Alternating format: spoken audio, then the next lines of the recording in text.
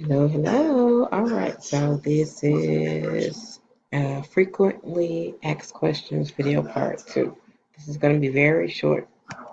All right, so a lot of you all have asked how do you create a topic sentence for your body. Here are the steps that I would suggest that you try. So you're going to turn your thesis statement into a question, and then you're going to answer it using race or P method. For example, this is my thesis.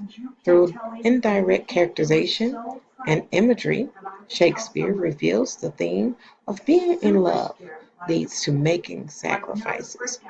So, what you simply do is you shift it. You see where my comma is? I'm going to add how does in front of that. And then I'm going to have Shakespeare reveals the theme, etc., etc. And then I'm going to put through indirect characterization and imagery, question mark. So then I'm going to answer that question. When you're answering this question, you got to focus on the word how. How is asking you steps, in which manner, in which way. So you're going to have to think about it. How does indirect characterization show the thing? The first thing you got to know is what is the definition of your literary element?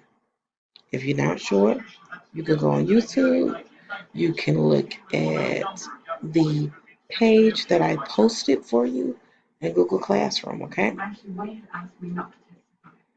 You're also going to use word glue. That is why I have these words in red. Ultimate sacrifice, you see sacrifice, you see indirect characterization, and then I'm going to talk about death. So I'm going to repeat this. You're going to turn your topic sentence, turn your thesis statement into a topic sentence. You're going to focus on one of your literary elements or your evident literary elements or your evidence at a time. So my first body is going to talk about indirect characterization. My second body paragraph will talk about imagery. All right. How do you pick the best evidence? Simple. You're going to match what you're saying. Does this evidence prove that you're correct? Is there another piece of evidence that's stronger? If it's another piece of evidence that is stronger, you're going to use it. Then when you're explaining, you're going to connect the evidence. Connect it. Connect it to what you're saying. Conclusion sentence. Simple.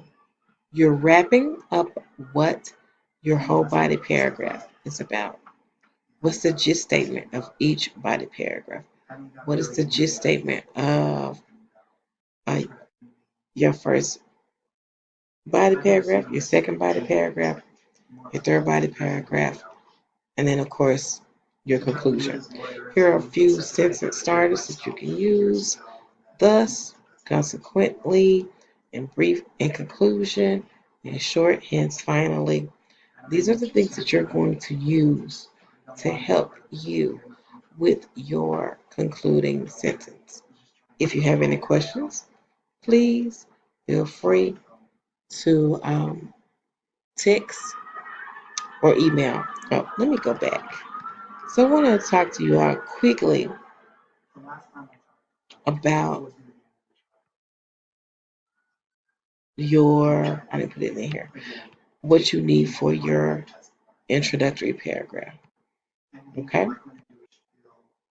Here we go. You need to have a hook.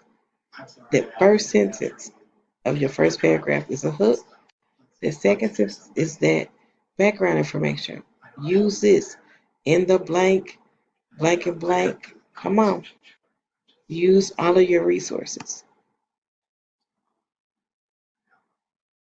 And again, you see my thesis statement. So I'm looking for 3 things for your introductory paragraph. First sentence, hook. second sentence, second and third sentence will be, excuse me, the second and third sentence will be your background information about the text. Your last sentence or last two sentences will be your thesis statement. Use this model. Use this model. Okay? All right. You all have a good day.